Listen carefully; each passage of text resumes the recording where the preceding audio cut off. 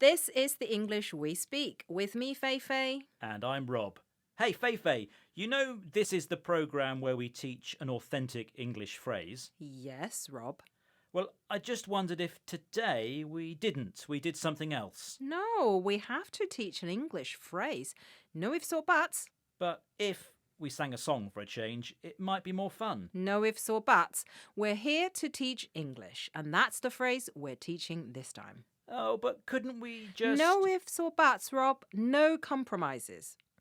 When we say to someone no ifs or buts, it means there is no negotiation, no compromise, and no excuses. It just has to be done. It can also mean there is no doubt. And do we have to have some examples? No ifs or buts, we do. No ifs or buts. You have to be in bed by 10 o'clock. We've all got to work really hard to complete this project by the deadline. No ifs or buts. No ifs or buts. This is the best restaurant I have ever eaten at. In this, the English we speak from BBC Learning English, we're talking about the phrase no ifs or buts, which can be said to mean no negotiation, compromise or excuses. What has been said has to be done. It can also mean there is no doubt. So, Rob, no ifs or buts, we're here to teach an English phrase. OK, I've got it. No singing, no dancing, just teaching. Rob, if you want to do some dancing, go ahead. But we should invite everyone to come and watch. You're right. No ifs or buts. Let's stick to teaching an English phrase. Very wise. And no ifs or buts, we have to go now. Bye. Bye-bye. The English we speak. From bbclearningenglish.com. Hello and welcome to the English we speak. I'm Fei. And I'm Rob. Halloween. I love Halloween, Fei. Are you looking forward to trick-or-treating? No fear. No fear? You mean yes fear? Halloween's all about fear. That's what I don't like about it. What's not to like? There's ghosts and witches and jack-o'-lanterns. Come on, Fei. Get on your broomstick and let's go. No fear, Rob. Why do you keep saying no fear, Fei? You're kind of missing the point. No, you are missing the point, Rob. No fear is an expression which actually means certainly not. No way. I get it. So by saying no fear, you mean absolutely not. That's right. Let's hear some examples before my legs turn to jelly. Fancy that Justin Bieber concert? No fear. I can't stand him. Why don't we stay in tonight and watch golf on the TV? Golf? No fear. I'd do anything other than watch golf. This is the English we speak from BBC Learning English. We're learning the expression no fear, which means absolutely not, no way. So come on, Fei. Fear is fun. Let's go trick-or-treating. No fear, Rob. Yes, fear. No fear. Actually, Rob, what's that thing behind you? What thing? Don't move. But it's just reaching out a bony hand and about to touch your shoulder. Ooh, I'm out of here! Ah! Well, at least that gets me out of Halloween for another year. Bye. The English we speak. From the BBC. Hello and welcome to the English we speak. I'm Jiaying. And hello, it's me, Neil. Neil, you're wearing a dressing gown to work. You look ready to go to bed. No cap. Thanks, Jiaying. I'm trying to look really relaxed today, so I put a dressing gown over my suit. And of course I'm not wearing a cap. It would look strange with a dressing gown. Why would you say that? No, Neil. I said no cap.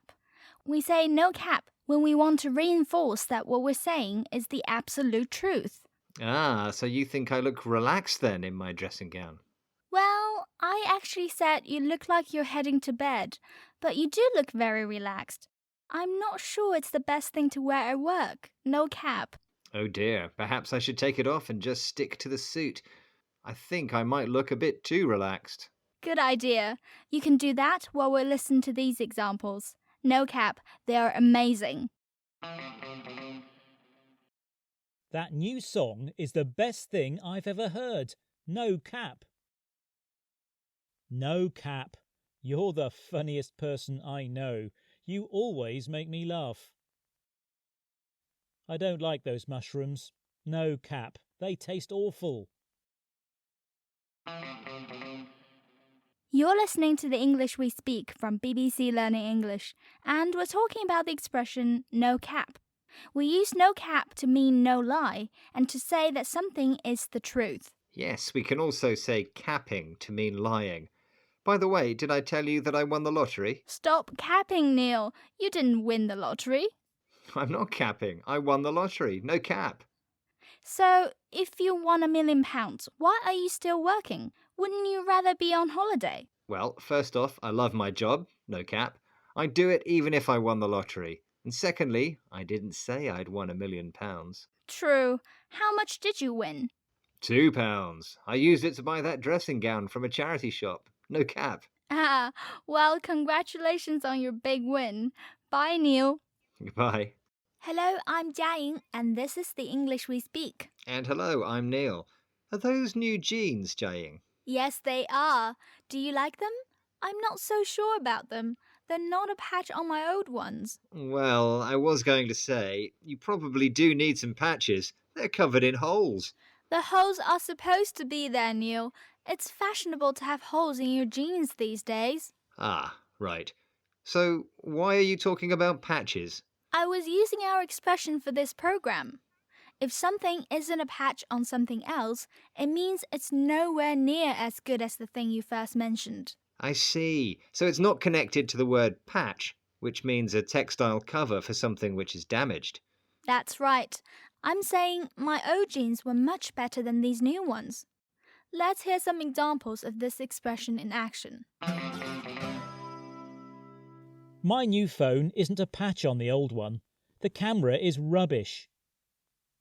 I know some people disagree, but for me, the Olympics isn't a patch on the World Cup.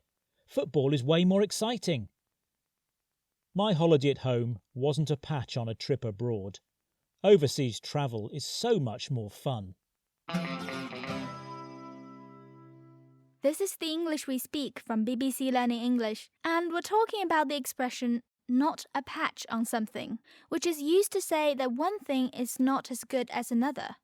Neil, what are you doing with that knife? Oh, I'm just cutting some holes in my jeans, to be more fashionable, like you. That looks terrible, and if you're not careful, you're going to cut yourself. You're right, Jiaying. These types of holes in jeans are really not fashionable, are they? No, in this case, I think you really do need some patches. Bye. Bye. The English We Speak. From bbclearningenglish.com. Hello, welcome to the English We Speak. I'm Jiaying. And hello, I'm Neil. Hey, Neil, have you heard what Roy has planned for our Christmas party this year? Oh no, not axe throwing again. Maybe not. We did it last year. This year, we're doing karaoke at our Christmas party. Roy is already practicing singing some songs by Ariana Grande. I do not like the sound of that. What's wrong? Do you not like the sound of Roy singing? No, I don't like the idea of doing karaoke. When you don't like the sound of something, it means you don't like something you've been told or read about. I've got it. Well, hopefully, Neil, you'll like the sound of these examples. We've been told to start work an hour earlier. I do not like the sound of that. I don't like the sound of that new shopping centre. It's going to increase the amount of traffic around here. I didn't like the sound of Enrique's camping trip. It involved walking 10 kilometres with our tents. This is the English We Speak from BBC Learning English, and we're hearing about the expression not like the sound of something, which means you don't like something you've been told or read about. So, Neil, why don't you like the sound of doing karaoke? I can't sing. Don't be boring. It could be fun. Maybe you could do a duet with Roy. I definitely don't like the sound of that. It's impossible to please everyone at the Christmas party. Maybe we should just have a meal together and talk to each other. Now, I do like the sound of that. Right, I'm off. Where are you going? To book that table at a restaurant. Bye. Bye, Neil. Hello and welcome to the English We Speak. I'm Jiaying. And I'm Neil. Have you seen Rob today? He seems really sad. Ah, yes, he went to the shop, but sadly they'd run out of biscuits. And then... Ah, that's why he's sad. Say no more. That's a bit rude. I was going to tell you about what happened next, but I won't if you don't want me to speak anymore. No, Neil. I said say no more, which is an expression used when we understand what someone is trying to say, and there's no need for any further explanation. That makes sense. You know what I think would be a good idea? I could do with a coffee. Say no more. I'll put the kettle on while we listen to these examples. Roger's in a really bad mood. Say no more, I'll stay out of his way. Thanks for telling me about the big meeting. Say no more, I'll be there. When I told the decorator I wasn't happy with the colour of the walls, he just said, say no more, and repainted them. You're listening to the English We Speak from BBC Learning English, and we're talking about the expression say no more. We use it to say we understand what someone is suggesting, and there's no need for further explanation. Yes, if we're trying to tell a story, we can say no more to show we understand the listener's feelings about it. For example, this coffee tastes a bit interesting. Say no more. I'll make a new one. Ha! You totally understood that I thought the coffee was terrible. I did. But now you really did explain what you were thinking. Ouch. Sorry, Jiaying. I really should have stopped speaking. That's okay. Bye, Neil. Bye. This is the English We Speak with me, Jiaying. And me, Neil. Now, Jiaying, could you remind me how to record our voices on this machine, please? Sure, there's nothing to it. Open the microphone here. No, this microphone. Then set the volume there. Open the computer screen here. Click there, and then click there, and then... See that record button? Just press that. There's nothing to it. Jiaying, you keep saying there's nothing to it. Do you mean it's complicated? No, it's the opposite. When we say there's nothing to it, we mean it's easy or simple to do. So, Neil, there's really nothing complicated about recording this program. And if you press that button there, we can hear some examples. This one? No, this one. Making the pancakes is easy. There's nothing to it. Just add milk, eggs, and flour. There was nothing to it. All he had to do was collect the documents and deliver them to the office. Unfortunately, he got lost. All you have to do is push this button and the coffee comes out here. There's really nothing to it. This is the English We Speak from BBC Learning English. We're talking about the phrase, there's nothing to it, which means it's easy or simple to do. So, Neil, have you got it now? Can we carry on now? Yep, I think I've got it now. It's easy peasy. Good. So next time, you can work the studio and record the program.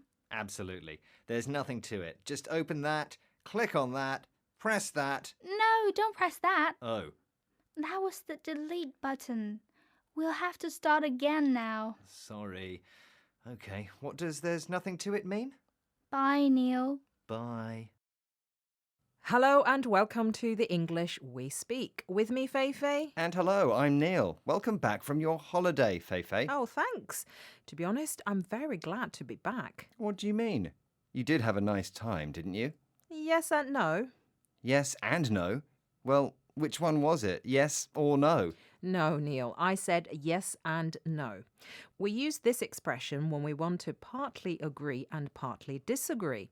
So what I meant was that I enjoyed my holiday a bit, but not completely. There were some issues with it. For one, I couldn't get any work done. Wait, you didn't enjoy it because you couldn't work? You do know that you're supposed to relax when you're on holiday. Yes and no. There's always time to do some work. Do you think there's something wrong with that? Yes and no. We can talk more about that right after these examples. When I asked her if she was still angry with me, she just said yes and no. Yes and no? What kind of answer is that? Just tell me if you want to go out tomorrow. The cricket coach just said yes and no when she was asked if she was happy with the current team. This is the English we speak from BBC Learning English. We're learning about the expression yes and no, which we use to answer questions and show that it's not completely yes or no. So, Neil, you said that there's something wrong with working on holiday. I said yes and no. I think it's fantastic how hard you work. You're an amazing professional. But we need to relax sometimes. In fact, relaxing can actually boost some people's productivity.